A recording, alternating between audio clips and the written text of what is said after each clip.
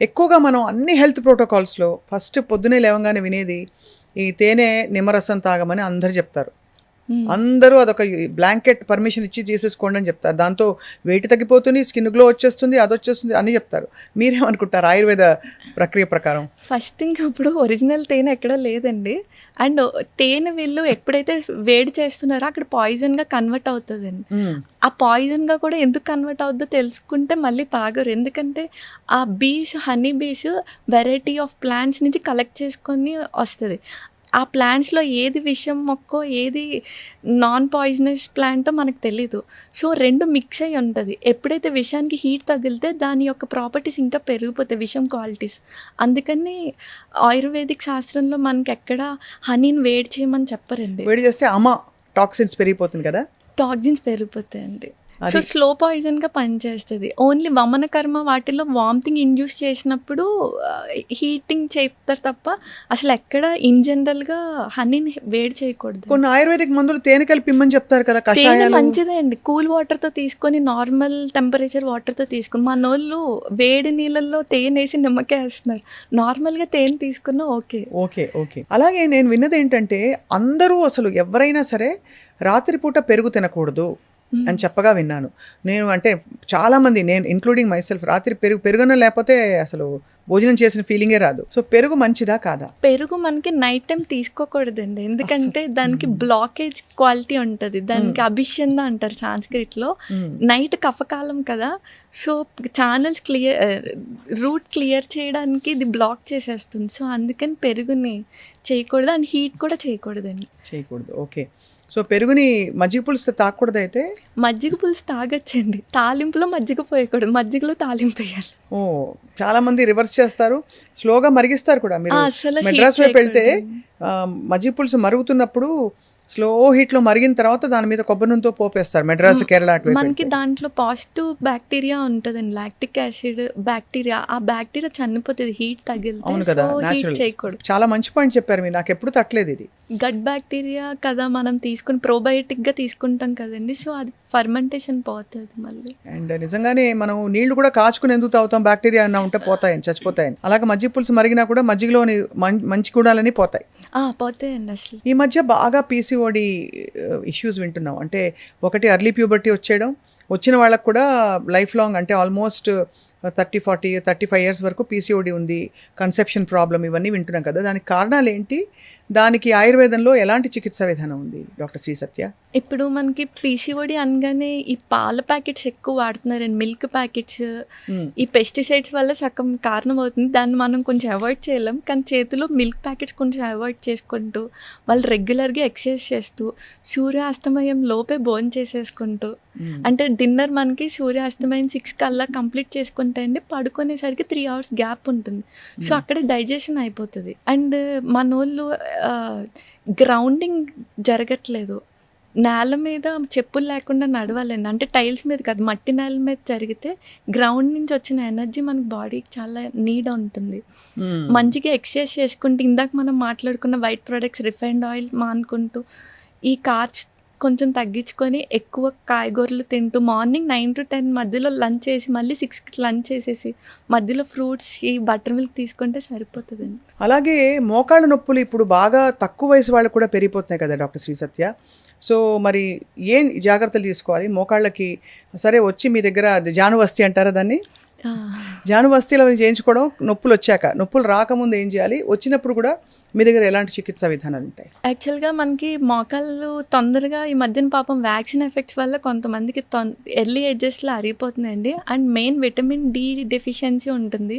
ఎండకి ఎక్స్పోజ్ అవ్వట్లేదు, మంచిగా ఎండకి ఎక్స్పోజ్ అవుతూ, ఇన్ కేస్ వాళ్ళు మెనోపాజ్ స్టేజ్లో ఉంటే మనకి బోన్స్ వీక్ అవుతాయి. సో ఆ టైంలో మునగాకు తీసుకుంటూ, మీకు తెలిసే ఉంటుంది నల్లేరికాడ, వినే ఉంటారు నల్లేరికాడ పచ్చడి ఇంతకుముందు తినేవారు పూర్వకాలం. అవును, అది డైరెక్ట్ బోన్స్కి చాలా ఎక్కువ బాగా ఫామ్ చేస్తుందండి. అది నల్లరిగా డైరెక్ట్ డ్రగ్ అనమాట మనకి. ఓహో! మంచిగా అది రోటి పచ్చడి కింద చేసుకొని తింటూ, మునగాకు తింటూ, ఎండకి ఎక్స్‌పోజ్ అవుతూ, మంచిగా నేల మీద నడుస్తూ ఉంటే ఆబ్వియస్‌గా మనకి మోకాళ్ళు సగం అక్కడ తగ్గుతదండి. ఇన్‌కేస్ ఆ స్టేజ్ పెరగకుండా ఉంటది. ఏదైతే స్టేజ్ ఉందో మిగతాయి మందులతో క్లియర్ చేసుకుంటే బెటర్. అండ్ ఆ జాను వస్తే అన్నీ ఎక్స్‌టర్నల్, ఇంటర్నల్ వస్తే ఇచ్చుకోవాలండి. ఓహ్! ఇంటర్నల్ వస్తీ ఇవ్వాలి. ఓకే. మనకి వాతం తగ్గాలి అంటే ఇంటర్నల్ వస్తే రూట్ లెవెల్ ట్రీట్మెంట్ అన్నమాట. ఓహ్! ఎలా చేస్తారు అది? అంటే అది కూడా ఒక మసాజా? కాదండి. అది మనకి మోషన్ యానల్ ద్వారా మనకి మెడిసిన్ పంపిస్తాం. ఓహో! దాన్ని వస్తికర్మ అంటారు. సో అలాంటి వస్తికర్మలు కూడా ఉన్నాయి అయితే మనకి వాత చేయవలసినవి. డిజార్డర్స్‌కి రూట్ లెవెల్ ట్రీట్మెంట్ మనకి వస్తికర్మ అండి. లైక్ పారాలిసిస్ కూడా వాతం, ఈ నీ జాయింట్ పెయిన్స్ ఏదైనా పెయిన్ రిలేటెడ్ అంతా వాతంలోకి వస్తది. అవును. రూట్ లెవెల్ ఉంటే గనుక మనకి మంచిగా ఒక 15 డేస్ ఆర్ అలా అదే వస్తికర్మ ఇచ్చుకుంటే మనకి బాగా తగ్గుతది. సమ్మర్‌లో అందరికీ చల్లగా అన్నీ తాగాలనిపిస్తుంది. సో కుండ నీళ్లు మంచివని చెప్తారు. బట్ ఫ్రిడ్జ్ నీళ్ళ గురించి మీ అభిప్రాయం ఏంటి? ఫ్రిడ్జ్‌లో ఉండే పెట్టి మనం తినే ఏ ఆహారం అయినా నీళ్ళైనా ఏమంటారు మీరు?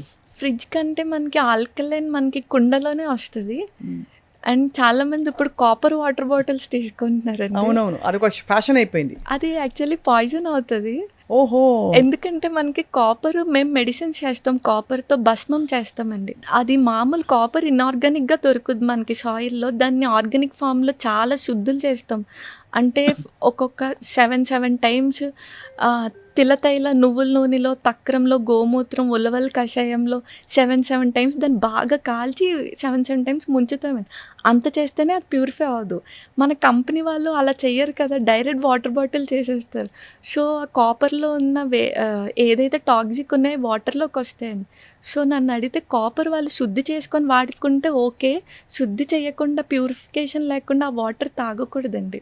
ఓహో! అది ఇది చాలా మంచి పాయింట్. అందరూ ఏమనుకుంటారంటే కాపర్ మన బాడీలోకి వెళ్ళిపోయి మనం ఎంతో అసలు తేజోవంతం అయిపోతున్నాము, చాలా మంచి జరిగిపోతుందని భ్రమపడతారు. కాపర్ చాలా మంచిదండి. అది మేము కానీ ప్రాపర్ పద్ధతిలో రావట్లేదు. పద్ధతిలో వాడొచ్చు. సో కాపర్ కొనేటప్పుడు జాగ్రత్తలు తీసుకుంటే పర్వాలేదా అయితే? అంటే మరి ఆ కంపెనీ వాళ్ళు అలా చెయ్యరు కదండీ. ఇన్‌కేస్ ఆ కంపెనీ వాళ్ళు అలా ప్యూరిఫై చేసి ఇస్తే కాపర్ వాటర్ చాలా మంచిది.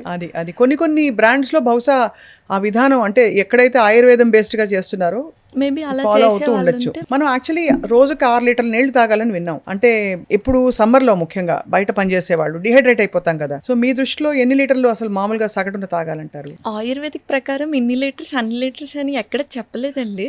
సపోజ్ ఇప్పుడు నేను పొలం పని చేస్తున్నాను అనుకోండి. మీరు సాఫ్ట్‌వేర్ వర్క్ చేస్తున్నారు. నేను ఎక్కువ ఎండకి ఎక్స్‌పోజ్ అవుతే స్వెట్ పోతది. కాబట్టి నాకు ఎక్కువ దాహం వేస్తదండి. మీరు ఇలా ఏసీలోనే ఉంటారు. మీరు 6 లీటర్స్ తాగేసి, నేను 6 లీటర్స్ తాగేస్తే కిడ్నీ మీద లోడ్ పడిపోతదండి. లైక్ అదే. ఎలా అంటే ఇప్పుడు మిక్సీలో మనకి దాని లోడ్ మించి వేస్తే మిక్సీ ఆగిపోద్ది కదండీ. లైక్ అంతే మనకి. బాగా చెప్పారు. సో, దాహం వేస్తుందని బాడీ అడుగుతదండి. మనకొక ఇండికేషన్ ఇస్తది వాటర్ లెవెల్ తగ్గినప్పుడు.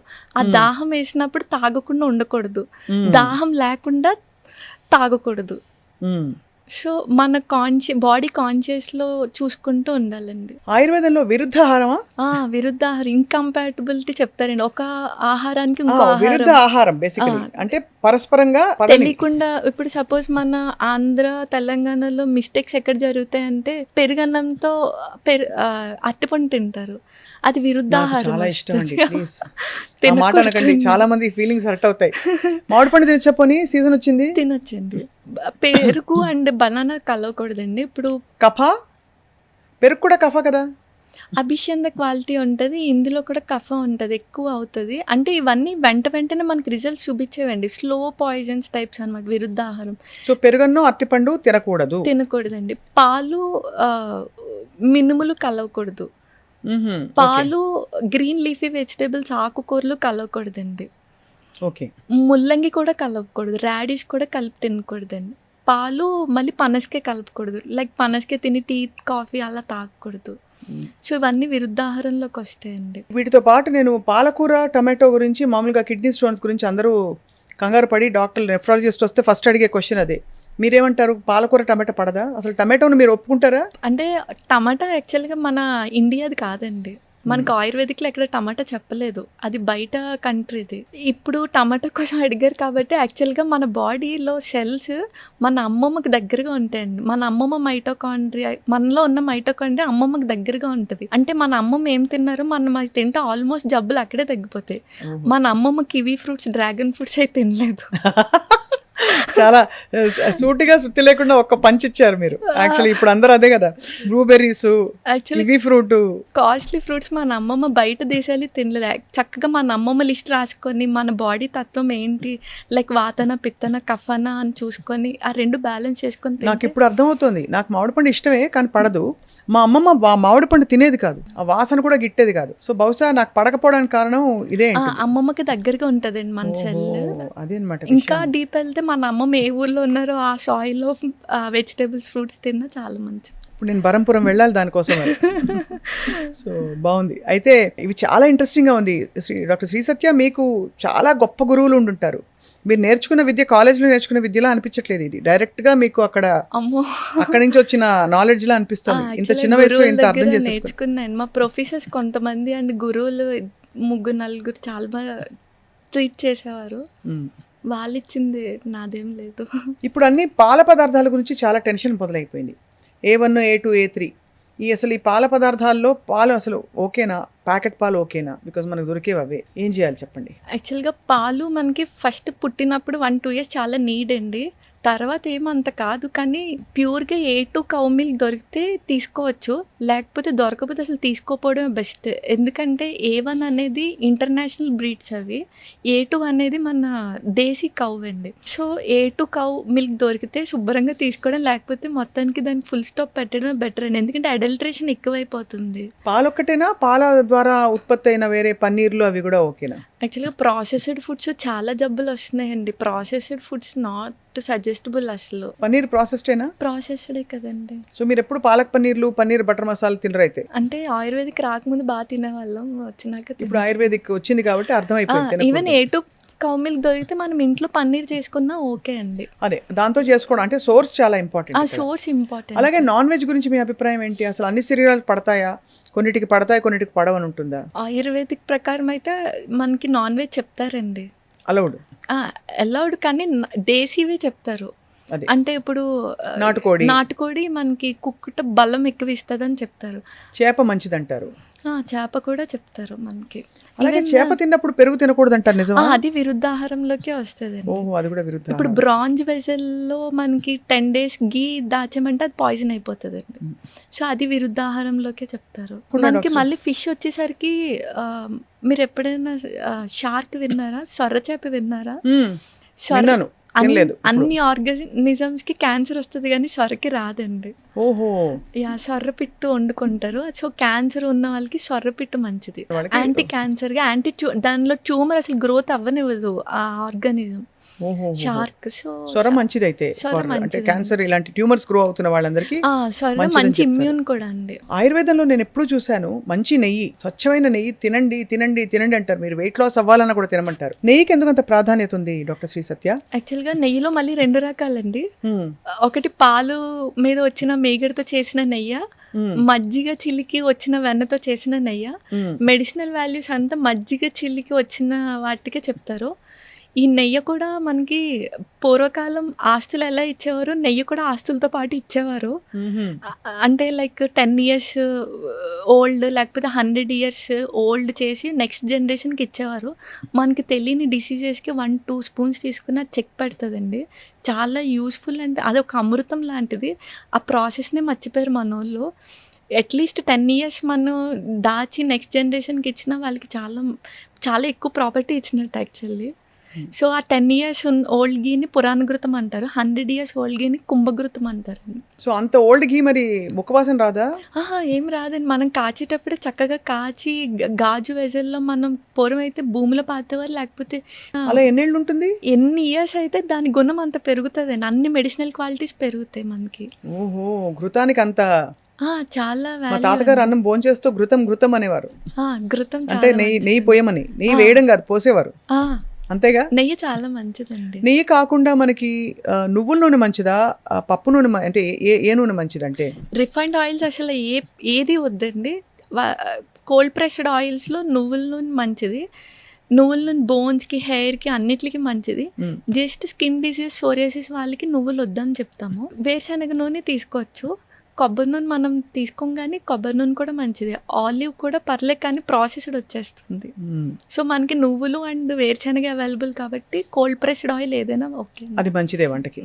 ఈ మధ్య మనకి వీటన్నిటితో పాటు పురుషుల్లో ప్రాస్టేట్ సమస్య విపరీతంగా వస్తుంది. కారణం ఏంటి డాక్టర్ శ్రీ సత్య? అది కూడా వాపే ఇన్ఫ్లమేషనే కదండి. సో యాంటీ ఇన్ఫ్లమేటరీ ఫుడ్ ఆపేసి, అండ్ ఇంకోటి ప్రాస్టేట్కి మెయిన్గా ఇన్ఫ్లమేటరీ ఫుడ్ ఆపేసి మీరు అనేది సారీ ఇన్ఫ్లమేషన్ ఫుడ్ ఆపేసి యాంటీ ఇన్ఫ్లమేటరీ ఫుడ్ తీసుకొని, ఇన్ఫ్లమేషన్ అంటే మళ్ళీ సేమ్ ఈ రిఫైన్డ్ ఆయిల్స్, వైట్ ప్రొడక్ట్స్ ఇవేనండి. చేదుని ఎక్కువ పంపాలండి బాడీలో. చేదు మనకి ఇన్ఫ్లమేషన్ తగ్గిస్తుందండి. లైక్ మెంతాకు, మెంతులు, కాకరకాయ, బీరకాయ ఇవన్నీ చేదు కేటగిరీలోకి వస్తాయండి. పిత్త ప్రకృతి ఉన్న వాళ్ళకి కూడా చేదు ఎక్కువ తినమంటారు. యాంటీడోట్ చేదేనండి. యాంటీడోట్ చేదే కదా, ఇన్ఫ్లమేషన్ కూడా చేదే. సో మనకి జబ్బు పేరు మారుతుంది కానీ అల్టిమేట్గా లోపల ఇన్ఫ్లమేషనే. అది అక్కడ పార్ట్ బట్టి మనకి పేరు కొత్తది అయిపోతుంది కానీ, సో యాంటీ ఇన్ఫ్లమేషన్ అనగానే చేదుని ఎక్కువ పంపి, అండ్ ప్రోస్టేట్కి సుబ్రహ్మణ్య కరవల్లభం స్తోత్రం గట్టిగా చదివితే లోపల ప్రోస్టేట్ ఎక్సైజ్ అవుతుంది. నిజమా? సుబ్రహ్మణ్య కరవల్లభ స్తోత్రం ఉంటుంది కదండి, అది గట్టిగా మాట్లాడినప్పుడు లోపల ప్రోస్టేట్ నుంచి వస్తాయి కొన్ని అక్షరాలు. సో ప్రోస్టేట్కి ఎక్సైజ్ అవుతుందండి. సో అవి చేసుకుంటూ యాంటీ ఇన్ఫ్లమేటరీ ఫుడ్ తీసుకుంటూ ఉంటే ఇంకొంచెం వెళ్తే మెడిసిన్స్ మనం చెప్పకూడదు ఇలాగా, వాళ్ళ ప్రకృతి తెలియకుండా. జస్ట్ పైన ఆముదం అప్లై చేసుకున్న లోపల మనకి హీట్ జనరేట్ చేస్తుంది, అది స్లోగా వాపును కూడా తగ్గిస్తుంది. ఇవి మామూలుగా ఇంట్లో చేసుకునేవి.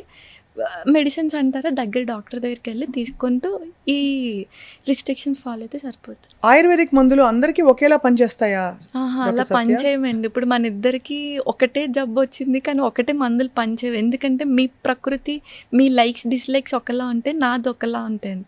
సపోజ్ మీకు పిత్త ప్రకృతి అనుకోండి, మీకు కొంచెం వేరే చలవ చేసే మెడిసిన్స్ జత చేర్చి ఇవ్వాలి. సో నాది వేరే కాబట్టి అలా ఒక్కొక్క పర్సన్ టు పర్సన్ మనకి వేరీ అయిపోతాయండి. డాక్టర్ సత్య, మీరు పంచకర్మని ప్రస్తావించారు.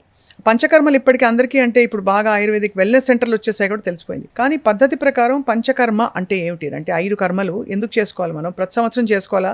ఆరోగ్యంగా ఉండేవాళ్ళు కూడా చేసుకోవాలా? పంచకర్మ ఆరోగ్యవంతులకి చెప్తారు, అనారోగ్యవంతులకి చెప్తారండి. అకార్డింగ్ టు ఋతు సీజన్ బట్టి పంచకర్మ చెప్తారు. అంటే ఇప్పుడు వసంత ఋతువులో వమన చెప్తారు, శరద్ ఋతువులో విరేచన కర్మ చెప్తారు.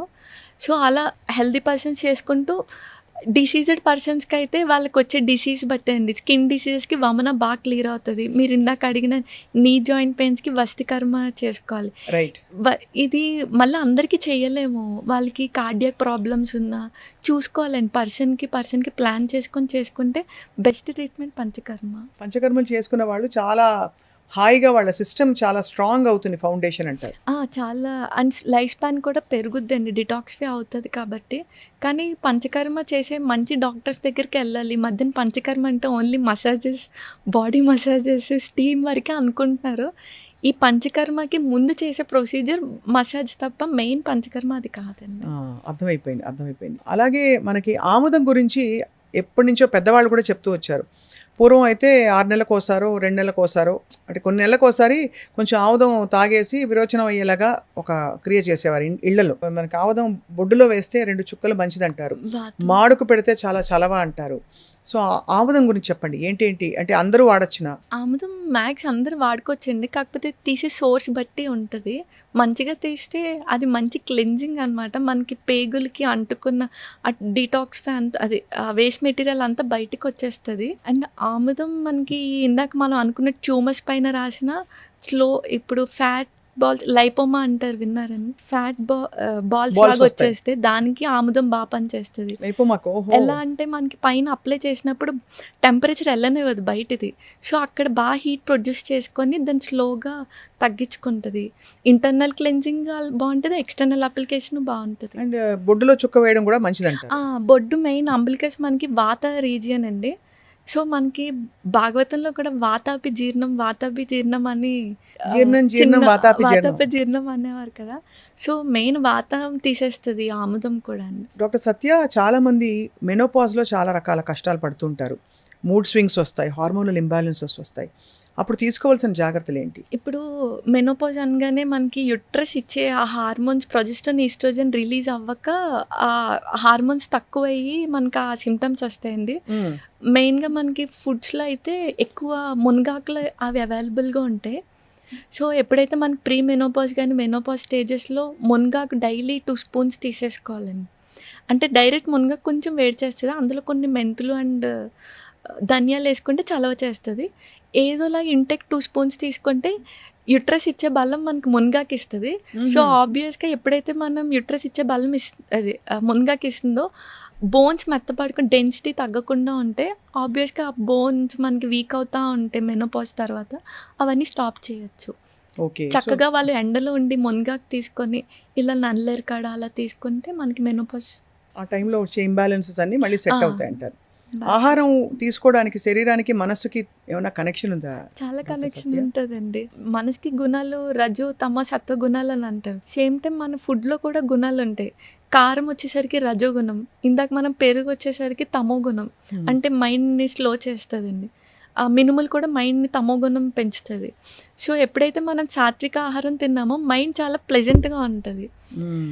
అలా అనమాట అండి. సో సాత్విక ఆహారం సాత్విక్ మైండ్ ఉంటుంది. రజోగుణం అగ్రెసివ్గా వాళ్ళు కోపంగా బిహేవ్ చేస్తారు. కానీ బాగా మందగుణం ఉన్న వాళ్ళకి స్పైసెస్ వాడమని కూడా చెప్తాం. అంటే కొంచెం యాంటీగా అంటే స్పైసెస్ అంటే ఇప్పుడు చిల్లీ పచ్చిమిర్చి అవన్నీ అసలు మన ఆయుర్వేదిక్లో లేవండి అప్పుడు. అది బయట కంట్రీవి. మనకి ఘాటు అంటే స్పైసెస్ అంటే మిరియాలు, సొంటి, ఈ ఘాట్లు చెప్తారు. అప్పుడు అవి యాంటీడోట్గా పనిచేస్తాయి. బాలింతలకు కూడా ఏమైనా వెల్లుల్లి కారం చేస్తారు, అది కూడా మిరియాలు వేసి చేస్తారు కదా. మిరియాలు సొంటి వేసి చేస్తుంటారు. అది సొంటి పొడి చాలా మంచిది కదండి పిల్లలకి. చిన్నప్పుడు మా అమ్మమ్మ అయితే ఫస్ట్ ముద్ద సొంటి పొడితో తినమని చెప్పేది. సొంటి నెయ్యి కలిపి తినాలండి. అది సొంటి చలవ, అల్లం వేడి. అలా కాదు, సొంటి కూడా వేడే. సొంటి కూడా వేడేనా? సొంటి వేడే, కానీ మనకి బాడీకి కొన్ని వేడి అవసరం కదండి మెటబాలిజంకి. సో అందుకే నెయ్యి వేస్తే చలవ చేస్తుంది. సో అంతా పట్టంతా కూడా ఆహార వ్యవహారాల్లో చాలా ఉంది. చాలా ఉందండి. మన పూర్వీకులు కూడా ఏమి అంత తక్కువ లేం కాదండి. ముద్దపప్పు, నెయ్యి, ఆవకాయ అనేది ప్రోటీన్, కార్బ్, ఫ్యాట్ అన్నీ కలిపి అంతే కదా. సో ముద్దపప్పు, నెయ్యి, ఆవకాయ అయితే మంచి డైట్. అయితే చాలా మంచి డైట్ అండి. అంటే ఆవకాయ కూడా సోర్స్ అండి, అది కూడా ఆయిల్ అవన్నీ. అండ్ మళ్ళీ ఇప్పుడు చింతపండు మానేమని చెప్తాం కొన్ని డిసీజెస్లో. చింతపండు మానేమంటే మామిడికాయ పులుపు తింటున్నారు అందరూ. పులుపు మానేమని అర్థం అక్కడ. అక్కడ మామిడికాయ ఏంటంటే మనకి పచ్చి మామిడికాయ త్రిదోషాలని పెంచేస్తుంది. మామిడికాయ మంచిది కాదండి, మామిడికాయ పండేక మంచిది మనకి. స్వీట్ది మంచిదండి. పులుపు అంటే మళ్ళీ మనకి ఉసిరి పులుపు మంచిదండి. ఉసిరికాయ, నారింజ పులుపు, దబ్బకాయ పులుపు మంచిది మళ్ళీ. ఓకే. చాలా అయితే అంటే చాలా విషయాలు తెలుసుకోవాలి. ఇంత శ్రద్ధగా బతకడం చేతనైతే చాలా విషయాలు జయించినట్టే కదా మనకి. ఇప్పుడు ఈ ఉసిరికాయ చాలా మంచిది. సమ్మర్ సీజన్లో ఉప్పు నీళ్ళలో ఉసిరికాయ వేసి పెట్టేసి అది రోజుకొక ఉసిరికాయ తినమని చెప్పగా విన్నాను నేను. నిజమా అది? యాక్చువల్గా షడ్ రుచులు అంటారు కదండి. ఉసిరికాయలో అన్ని రుచులు ఉంటాయి ఎక్సెప్ట్ లవణం ఉండదు అనమాట. అందుకే ఉప్పు నీటిలో వేస్తే షడ్ రుచి ఫామ్ అవుతుంది అనమాట. అందుకని మంచిదండి అది. ఈ మధ్య డయాబెటీస్ బాగా పెరిగిపోయింది కదా. ఇండియా డయాబెటీస్ క్యాపిటల్ అయిపోయింది. మనమేమో చక్కగా మంది అసలు పురాతనమైన యోగిక్ ఫుడ్ మంది అని చెప్పుకుంటూ తిరుగుతాం. ఎందువల్ల మనకి ఇతర దేశాల్లో కంటే మనకి డయాబెటీస్ ఉండడం చాలా ఆశ్చర్యం. ఎందుకంటే మనకి అమెరికా లాంటి దేశాల్లో డయాబెటీస్ ఉన్నప్పటికీ వాళ్ళు తినే ఫుడ్ మనం ఏదైతే వద్దంటున్నామో అన్నీ తింటున్నారు వాళ్ళు. బర్గర్లు, పిజ్జాలు, ఈవెన్ వాళ్ళు సగటు నార్మల్ ఫుడ్ కూడా ఇంట్లో వండుకోవడం తక్కువ, ఎక్కువ. అంటే యావరేజ్ అమెరికన్ ఫ్యామిలీస్ చూస్తే కూడా దే ఆల్సో బయట నుంచి తెచ్చుకుంటారు. ఇంట్లో కూడా వాళ్ళు తినే ఫుడ్ గ్రూప్స్ వేరు. సో మన కాన్స్టిట్యూషన్కి పడ్డం లేదు కాబట్టి మనం ఇలా అయిపోయామా? అంటే వాళ్ళకి కూడా డయాబెటీస్ ఉందండి. వాళ్ళు హైయెస్టే, మనము హైయెస్టే. మెయిన్గా మనం ఏంటంటే 3 పూటలు తింటారండి. యాక్చువల్గా 3 పూటలు తింటే రోగి, 2 పూటలు తింటే భోగి, 1 పూట తింటే యోగి అని చెప్తారు. అక్కడే ఉందండి. చక్కగా 2 మీల్ పెట్టుకొని ఎండకి ఎక్స్పోజ్ అవుతూ ఈ రిఫైన్డ్ వైట్ ప్రొడక్ట్స్ ఆపేసుకుంటూ ఈ డయాబెటీస్కి కూడా ఎక్కువ చేదుని పంపుతూ మెయిన్ స్ట్రెస్ లెవెల్స్ పెరిగిపోతున్నాయండి. స్ట్రెస్కి కూడా డయాబెటీస్ ఎక్కువ అటాక్ అవుతుంది. ఈ స్ట్రెస్కి ఏ రిలీజన్ వాళ్ళు వాళ్ళ కొంచెం ప్రే చేసుకుంటా, అంటే పాజిటివ్ ఎనర్జీ ఇచ్చుకోవాలండి మైండ్కి, కొంచెం కామ్ డౌన్ అవుతూ అలా రోజుకి 45 మినిట్స్ ఆర్ అరగంట ఏదో ఒక ఎక్సర్సైజ్ అండి. ఏదర్ వాకింగ్, యోగా, వాళ్ళ ఇష్టం ఏదో ఒకటి. స్విమ్మింగ్ అయితే ఇంకా మంచిది వాళ్ళకి వచ్చి ఉంటే కనుక. ఈ డైట్ ఫాలో అవుతూ చక్కగా సూర్యాస్తమయం లోపే భోజనం చేసేసుకుంటూ వారంలో ఒక 2-3 రోజులు మట్టి నేల మీద నడుస్తుంటే గ్రౌండింగ్, డైట్, ఎక్సర్సైజ్ కరెక్ట్గా ఫాలో అయితే షుగర్కి చెక్ పెట్టచ్చు. ఓకే. సో క్రమంలో మనకి కాలక్రమంలో డైట్ మానిటర్ చేసుకుంటూ ఇవన్నీ చేస్తే మందులు కూడా తగ్గించవచ్చు. అందరూ ఇప్పుడు ఆయుర్వేదిక్ మందులు ఉంటాయండి డయాబెటీస్కి? ఉంటాయండి. ఇప్పుడు డయాబెటీస్‌కి ఇంకొక పేరే life style disorder. Life style set చేసుకుంటే అక్కడే సగం సెట్ అయిపోతది కదండీ. వాస్తవం, చాలా కరెక్ట్ యాక్చువల్లీ అది. హ్మ్. జుట్టు ఊడిపోవడానికి ఎలాంటి మందులు ఉంటాయి డాక్టర్ సత్య? ఇప్పుడు జుట్టు ఊడిపోవడానికి చాలామంది హెయిర్ ఆయిల్స్ వాడతారు. బయట లోపల నుంచి ఊడిపోతుంది కాబట్టి లోపల దేనివల్ల ఊడిపోతుందో దాన్ని పట్టుకొని దానికి కరెక్ట్ చేసుకుంటూ కొంచెం ఇప్పుడు బూడిద గుమ్మడి గింజలనండి, ఉసిరికాయ, కరివేపాకు, మెంతులు ఇవన్నీ మనకి జుట్టు పెరగడానికి యూజ్ అవుతుంది. మెయిన్‌గా జుట్టు ఎందుకు ఊడిపోతుందో వాళ్ళు కొంచెం కన్సల్ట్ చేసి తెలుసుకోవాలండి. హెచ్‌బీ తక్కువ ఉన్న ఊడిపోద్ది, థైరాయిడ్ ఉన్న ఊడిపోతుంది, పీసీఓడీ ఉన్న ఊడిపోద్ది. కాజ్‌కి ట్రీట్మెంట్ చేసుకుంటే అప్పుడు జుట్టు బాగా వస్తుందండి. ఈవెన్ నల్లరికాడ కూడా జుట్టు బాగా వస్తుంది, నువ్వులకు కూడా. చాలా ఇంట్రెస్టింగ్ విషయాలు మనం తెలుసుకుంటున్నాయి ఇవాళ.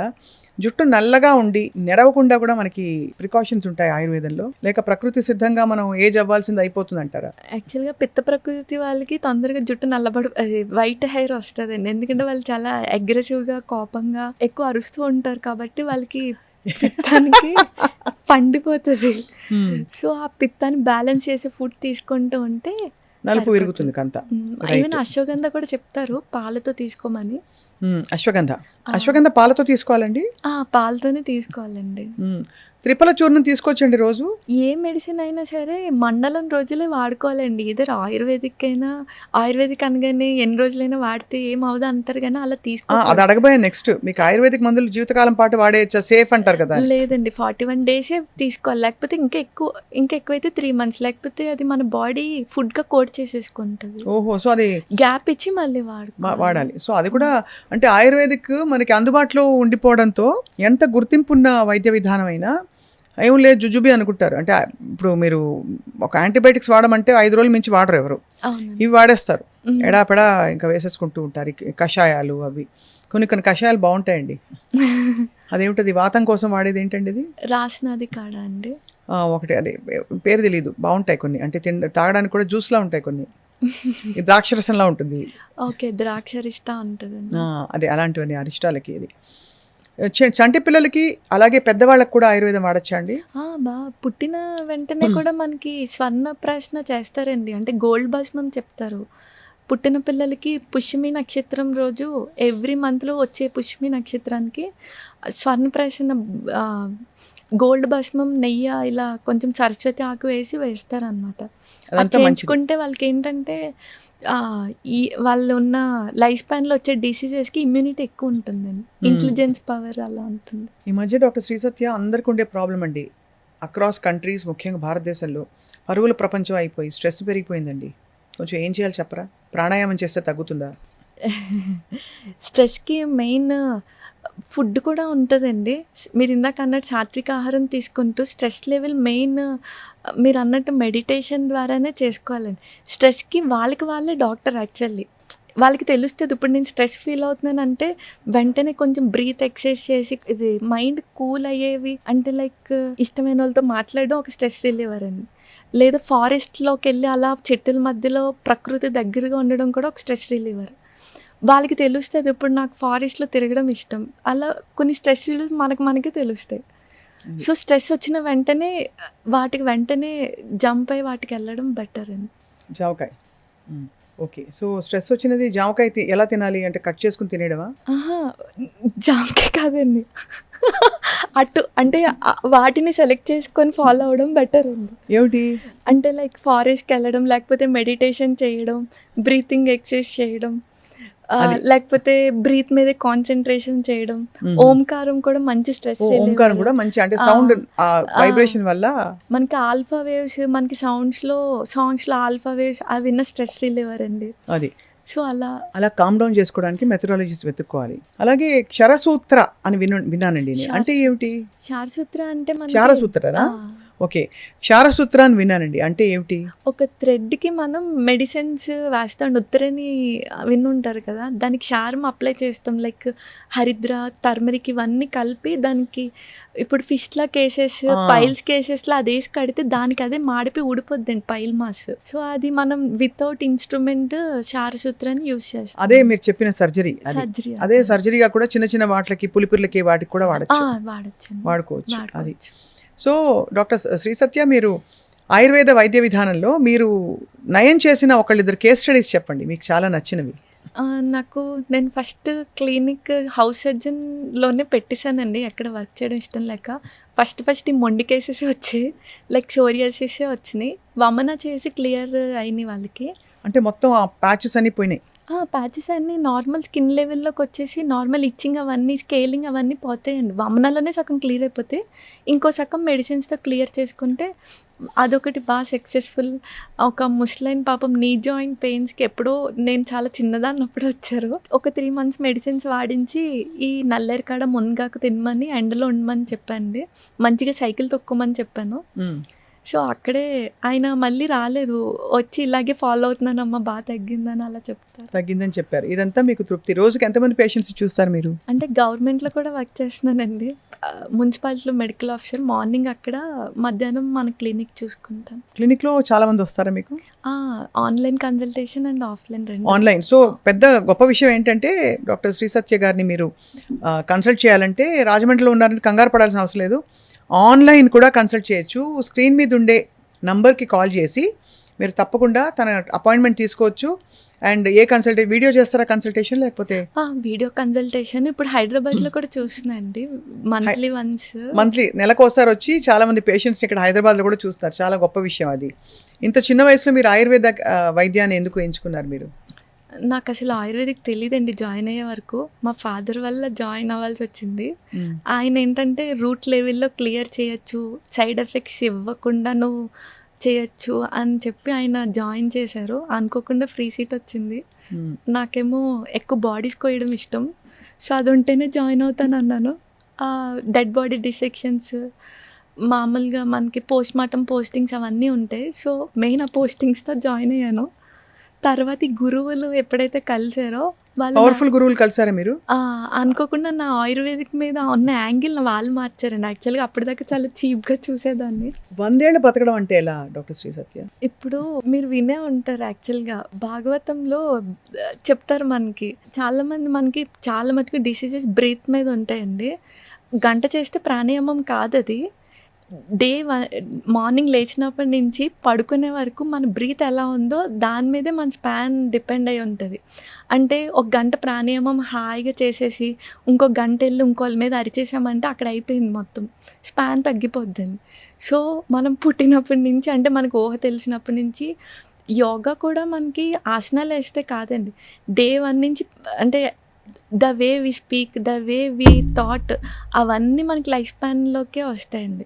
మంచిగా డైట్ ఫాలో అవుతూ అంటే ఇప్పుడు సెన్స్ ఆర్గన్స్‌ని ఎక్కువ వాడకూడదు మనం.